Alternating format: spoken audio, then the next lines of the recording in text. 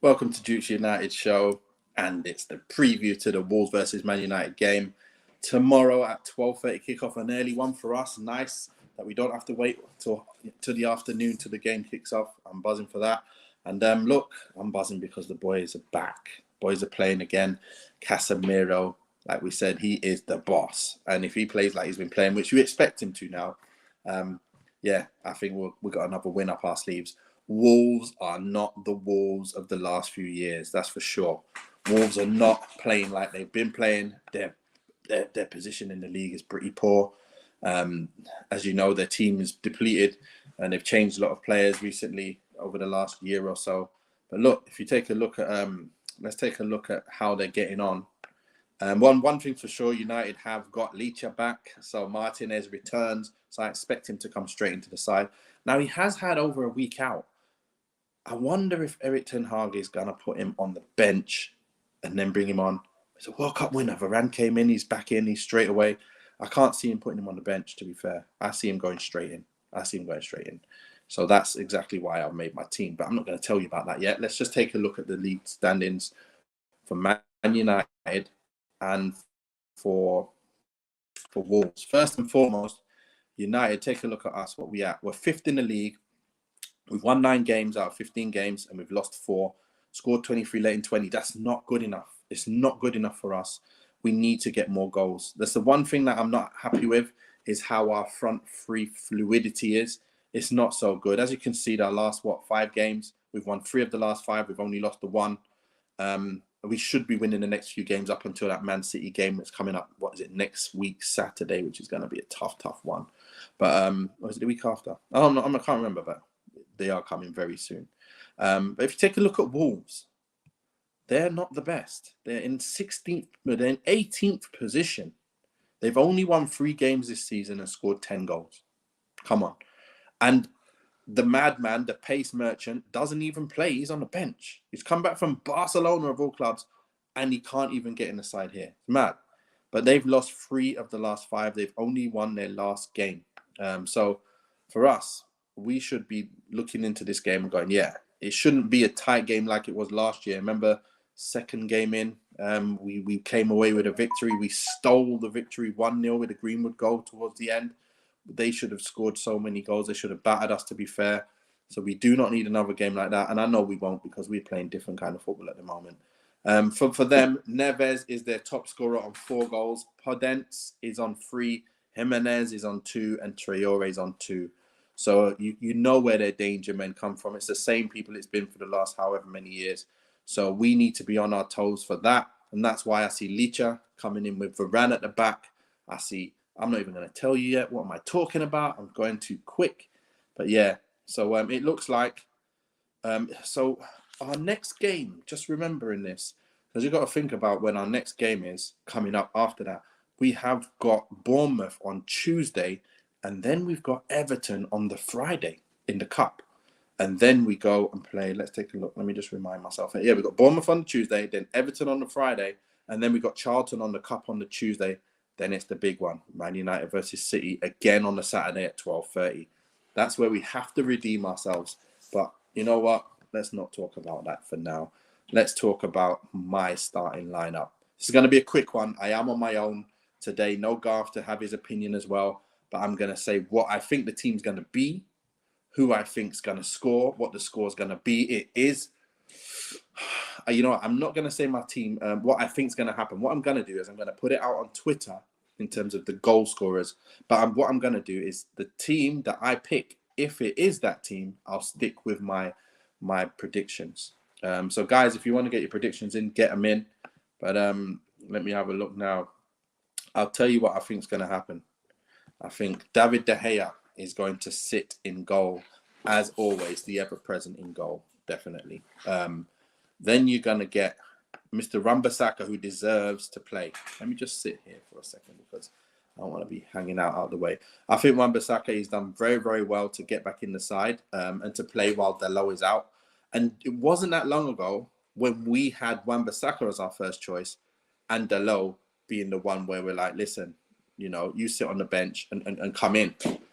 And to be fair, we're not seeing any difference different defensively from Wan-Bissaka. Even passing the ball, we're not seeing anything different. I've seen exactly what I'm seeing from Wan-Bissaka now that I saw last year. Apart from obviously, it's only when when Ralph Rangnick came in and he was getting it, he got injured, and then Dalot came in then and he started playing.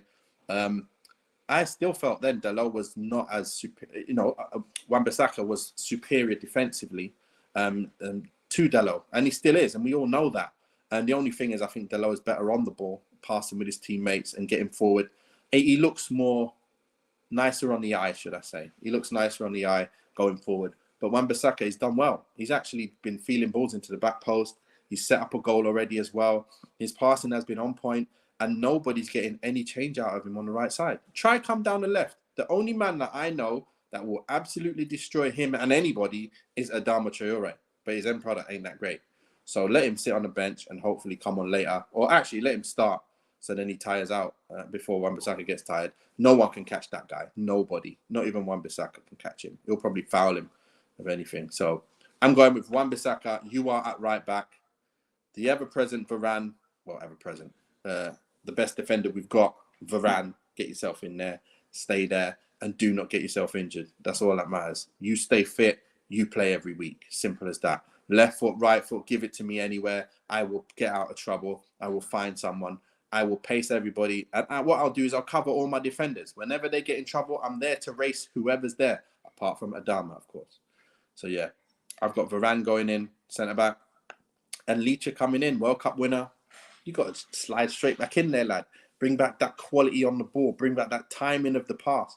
And your ball's in behind. You're looking to find Rashford. You're looking to find your Brunos and Ericssons and Casemiros. He is the man. The reason why he is the man is because he knows when to pass the ball. He knows when to drag people in and when to play quickly. At the moment, Casemiro and Ericsson are the two that do it like sometimes Bruno does it, but when you have Licha in there as well, it's a different kettle of fish. You've got now a third man that just passes on point, exactly when he's supposed to pass. Some players, they dilly-dally, they delay on it too long, and it just wastes time. But these guys are different levels. So I'm going with them. I think Malacia is going to sit down on the bench, and Shaw's going to go back in at left back. Either that, or he stays in at centre back, and Malacia stays at left back. But I do feel this is going to be the change. Sure, you get yourself back in at left back, and you are doing the job, mate. Done a great job at centre back. And you know what? I think he has that little smirk on his face. You know what? I want to stay centre back. I don't need to do them overlaps. I can do everything I need to do, but no overlaps. I don't need to exert my energy. I think that's his perfect position for his brain, for his mindset as well. He did very, very well in centre back. He's like a Licha, isn't it? Basically like a left-footed player, centre back, not as tall, can pass the ball. And ain't going to get paced because his pace is pretty good. He ain't going to get strength because his strength is pretty good. He's not as good on the ball as Licha, but he is stronger and he is a bit quicker. So, yeah, you've got different kind of things there with them two playing. But, yeah, I think that's going to be the back four. So, pretty much Wan-Bissaka, Varane, Licha, and Shaw. That's my defense. Then I'm going to go with this world-class operator in Casemiro. I cannot believe, I didn't even know he was this good. Like, he was in Real Madrid for all them years, but my goodness me, he is so good, it's unbelievable. RH says Shaw is the man at centre-back. He did well the other night. Jill Hamilton said, I'm a little worried about tomorrow's game. Wolves are good at home. Here's the thing, they've won 3 games. They've won 3 games, Jill. 3 games the whole season. And they've only won 1 of their last 5. If that's what I remember seeing. Is that what I said? Let's have a quick look at that. Was it 1 of the last 5? Yeah, 1 in the last 5. 3 draws and a loss. Not good enough. Not good enough. They're 18th. We bet to go and destroy this team. It says, Wolves are decent at home, but I think United will be ready, Jill. Be a close game. Tough game always is as their squad on paper is good. We know that their squad is good. We know Jimenez is a good player. You know what? I don't even mention the players. Their Spanish players are sick. If Adama plays, he's always a danger. No matter how bad his end product is, whatever happens, we still say, look, we need to keep him quiet. We need to double up or triple up on that guy because he will not mess about. So anyway, world-class operator in Casemiro sitting in front of that back four, which is a strong back four, by the way. I think that's our strongest defensively back four we're going to get as well, by the way. Wan-Bissaka is better defensively than Dalot for me. And for everybody. For everyone was saying he's like probably the number one-on-one defender. So, you know, he's a good defender, man. Very good defender. Casemiro, sitting there. Eriksen, get yourself in there. I don't think there's got to be much changes after that. But Eriksen, keep doing your job, mate. You just do what you say on the tin. You are just you're just a class operator, an international class operator in that midfield. You do what you need to do. Every time I see you, never really put a foot wrong. And then we need players like you in there. And that's what we was missing. When players like you weren't in there, we had to rely on McTominay and Fred. They didn't have that kind of extra quality that you need. And you have it. And when you play with Casemiro, it's comfortable. It's comfortable in there. And then you got Bruno Fernandes, who is the glue between the midfield and the attack. This guy, sometimes he gives the ball away. Sometimes he gets on your nerves by flicking sometimes. Sometimes it looks like he should be able to get the ball to his man.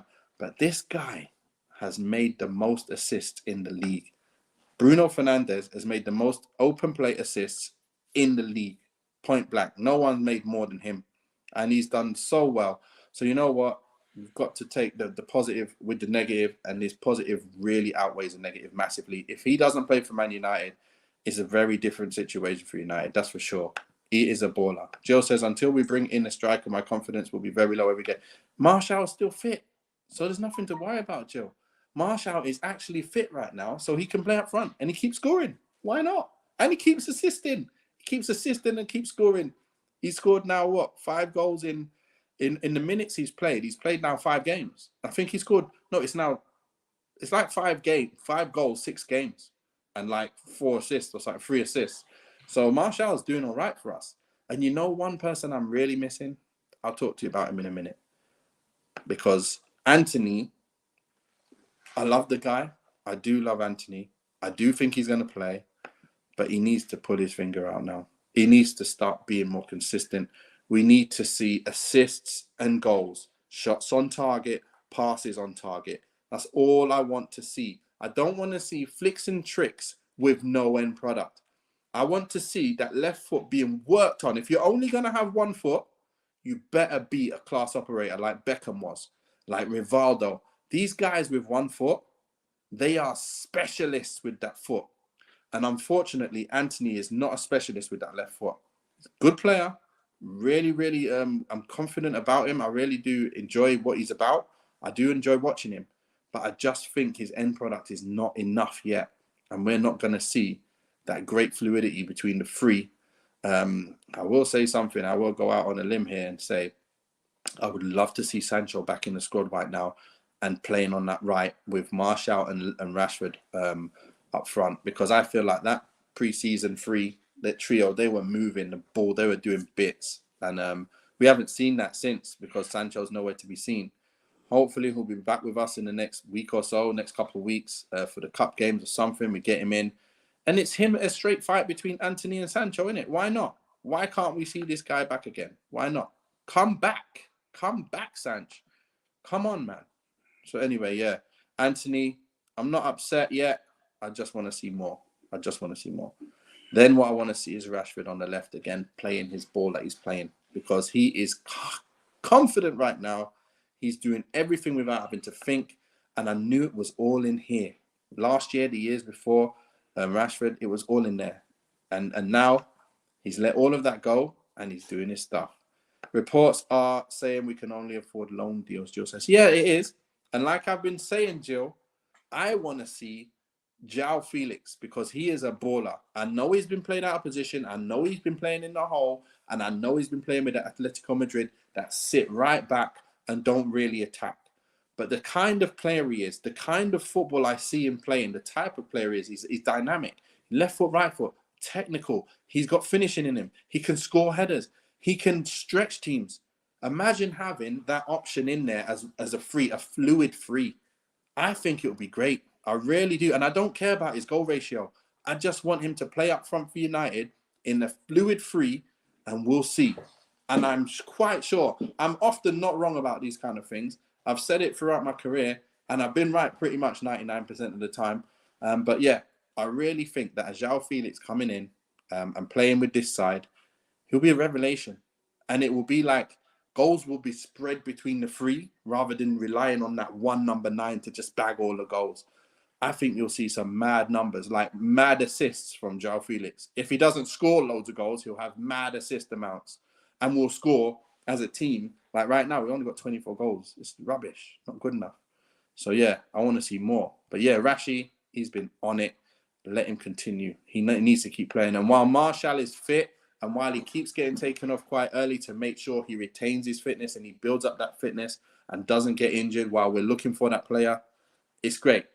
Keep scoring, mate. Keep doing what you're doing. He was quiet. Martial was quiet in the last game. He still scored, although it was a fortunate goalkeeper. Did kind of fumble that. It was a bit poor. But look, he's on the score sheet nonetheless. Sometimes you get those 3 goals. Take them. Take them. I'll take them. João Felix can play as a number 9 and works hard and runs the channels. He will. Yes, RH, you know that stuff. Well for you, but also can play wide. Yeah, he'll play well for you, but also can play wide. He will be an asset to United team as a loan deal. Get him in United. Look, imagine we get him in and it works out.